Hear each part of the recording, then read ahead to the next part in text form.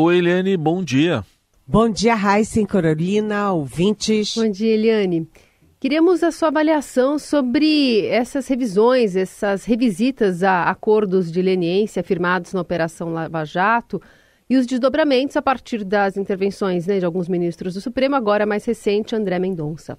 Pois é, ontem o ministro André Mendonça, que a gente sempre lembra, que foi indicado para o Supremo pelo então presidente Jair Bolsonaro, decidiu dar um tempo, Ele suspendeu por 60 dias, 2 meses, portanto, o pagamento de multas das empresas que fizeram um acordo de leniência com a União. O que é o acordo de leniência? É mais ou menos para a empresa aquilo que o acordo de delação premiada é para cidadãos e cidadãs. Ou seja, a empresa que cometeu deslizes, que cometeu crimes, reconhece, faz uma confissão e faz uma negociação, já que está confessando, faz uma negociação para pagar uma multa, o tempo da multa, o valor da multa, etc., e conta a história toda, ou seja, faz a confissão e tem um prêmio com os órgãos de investigação, que podem ser tanto o Ministério Público quanto com a própria Lava Jato em Curitiba, no caso da Lava Jato. Então, agora você tem aí essa suspensão para dar tempo para que as empresas e o setor público, os órgãos de investigação, os órgãos envolvidos nessa leniência possam chegar a um novo acordo, que pode, melhorar a multa, algum tipo de acordo para reduzir os ônus de quem cometeu crime. É uma história muito complicada porque essa gente toda cometeu crime, com certeza. Ninguém confessa o que não fez e as empresas admitem que não houve coação nenhuma. Alguma coisa errada elas fizeram e de muito errado. Tanto que estão pagando muitos milhões pelos crimes cometidos. E agora essa história começou com uma decisão unilateral, uma decisão monocrática do ministro Dias Toffoli do Supremo, que simplesmente primeiro favoreceu a JF e depois favoreceu a Odebrecht.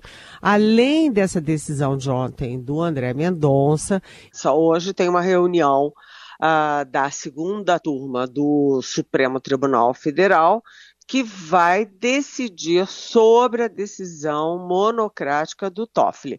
É assim, quando o ministro toma uma decisão monocrática, uma decisão individual, depois essa decisão ou cai no plenário ou cai numa das turmas. A do Toffoli, suspendendo as multas da JF e da Odebrecht, e essa decisão dele está tendo efeitos em cascata sobre as outras empresas ouvidas, condenadas durante a Lava Jato.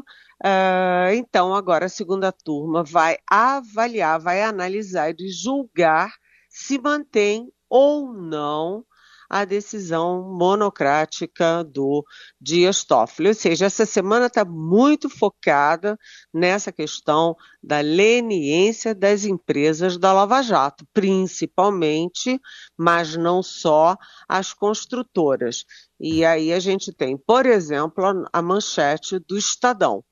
A manchete do Estadão de hoje é exatamente dentro dessa temática, porque é muito importante, envolve a questão da corrupção, envolve a questão de exemplo, envolve a questão de impunidade e envolve também muitos milhões de reais, gente. Tudo bem. Eliane, ainda muita repercussão do ato de domingo na Avenida Paulista, do ex-presidente Bolsonaro com os apoiadores dele. O que se conclui agora, já passados quase 2 dias, sobre perdas e ganhos? Olha, fica muito claro, né, se a gente olhar, assim, como eu escrevi na minha coluna de hoje, né, a gente precisa olhar racionalmente, né, sem paixão. Fato inconteste. O ex-presidente Jair Bolsonaro, apesar de estar inelegível, ou seja, de não poder ser candidato, né, ele botou muita gente na rua. Há muita contestação ali de números, muitas divergências, se foi tanto, se não foi tanto, mas a foto é inegável, inquestionável. Bolsonaro lotou a Avenida Paulista em São Paulo. Então, isso é um fato e é indiscutível que o bolsonarismo está vivo.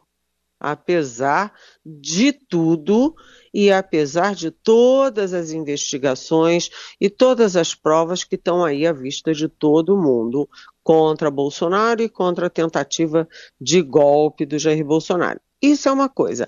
A segunda coisa é que também, sem paixão, né, sem paixão, racionalmente, a gente tem que ver que o discurso do Bolsonaro foi muito infeliz para ele próprio. Por quê? Porque os organizadores do ato se prepararam muito bem, prepararam o ato muito bem, fizeram uma convocação maciça, né, inclusive via redes sociais e aliás, com a ajuda da mídia brasileira, mas, atenção, né, o Bolsonaro não se preparou devidamente para o que ele deveria ou não dizer.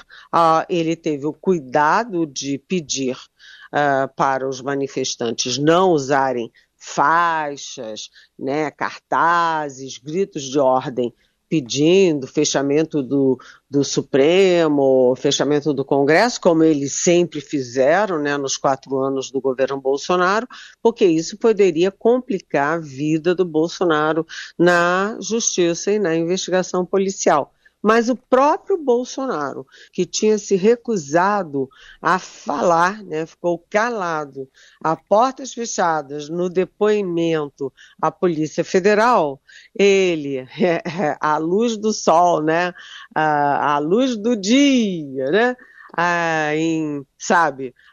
num local aberto para milhares e milhares de pessoas, evidentemente com a Polícia Federal ouvindo, com os investigadores ouvindo, com a mídia ouvindo, ele criou mais provas ainda contra ele. Então eu cito duas, Raíssa, Carolina e ouvintes. Uma é que o Bolsonaro admitiu não só que existe um rascunho de um pronunciamento sobre estado de sítio, como ele admite que ele conhecia esse documento. Bem, ele não tinha alternativa, porque esse rascunho, esse papel, essa ideia de pronunciamento anunciando estado de sítio foi encontrado pela Polícia Federal dentro da sala do Bolsonaro, na sede do PL, que é o partido dele.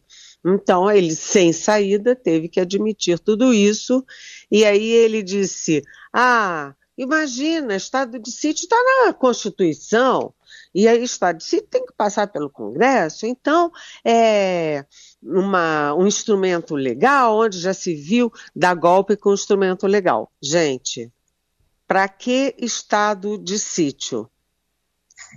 O estado de sítio que o Bolsonaro estava decretando era para impedir a posse do vencedor das eleições de 2022.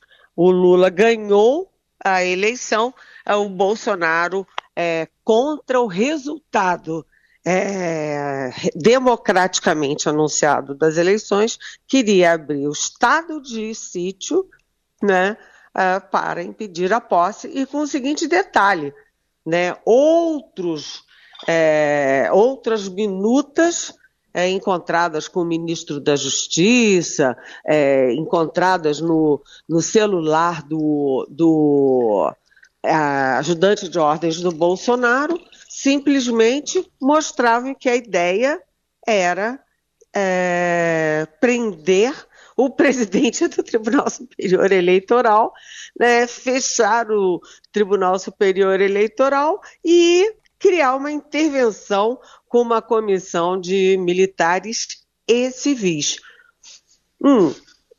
A outra prova que o Bolsonaro criou contra ele no domingo foi ele pedir anistia para o que ele chamou de pobres coitados que estão presos, porque imagina, a única coisinha que eles fizeram foi quebrar o Palácio do Planalto, quebrar o Supremo, a Câmara e o Senado, exatamente numa ação de cunho claramente, ostensivamente antidemocrático. E o nome disso é tentativa de golpe. Enfim, gente, o Bolsonaro botou muita gente na rua, tem apoio popular, mas ele criou provas contra ele. E está tudo gravado. Não adianta ele dizer que a imprensa é que está criando frases, deturpando o que ele disse. Não, está tudo gravado. Eliane, ainda a reboque disso, tem uma pergunta aqui de uma ouvinte, a Patrícia de Santos. Ela quer saber: esse depoimento de hoje do Bolsonaro sobre o importuno da amiga da Dolly, né, a baleia, não é meio demais, né, se referindo ao depoimento marcado pela Polícia Federal para o ex-presidente e o assessor? Fica evidente que estão pegando no pé do ex-presidente por qualquer coisinha que tenha feito na vida. Além do que, dá munição para os apoiadores de que ele é perseguido. O que você acha? Oi, Patrícia, eu concordo com você, né? Tem tanta coisa grave contra o Bolsonaro, né? Todas as provas aí de tentativa de golpe, a gente tem todas as histórias inequívocas das joias da Arábia Saudita, que ele tentou botar a mão, a tentativa de vender no exterior, por baixo do pano, escondido, joias que não eram dele, que eram da União Brasileira, o atestado de vacina falso da filha dele, enfim, todas essas questões já são tão graves, o vazamento de um inquérito sigiloso da Polícia Federal, todas essas coisas, todo aquele pacote enorme sobre os crimes do Bolsonaro na CPI da Covid. Então não precisava, neste momento, com todo respeito à baleia, com todo respeito aos ambientalistas, com todo respeito à própria doce e linda Dolly, não precisava meter isso no meio, porque fica sendo meio alegórico, né? E dá, como você disse, Patrícia, eu concordo com você, isso dá munição para que os bolsonaristas engrossem aquela tese: coitadinho do Bolsonaro, está sendo perseguido. Concordo com você, portanto. Eliane Cantanhede continua com a gente aqui no Jornal Eldorado, agora para fechar falando sobre uma reunião de líderes do Congresso, mas sem o ministro Haddad presencialmente, que ele está com Covid, né, Eliane? O ministro Haddad é aí um alerta para a sociedade brasileira, gente. A Covid está graçando solta e como todo mundo está fazendo o teste em casa, é claro que há uma subnotificação das entidades oficiais de saúde. Então, gente, se cuide. É dengue, Covid, se cuidem, porque esse início do ano tá difícil. Agora, a expectativa é que saia hoje ainda a proposta de projeto de lei do governo sobre aquela novela da desoneração das empresas. Vamos acompanhar.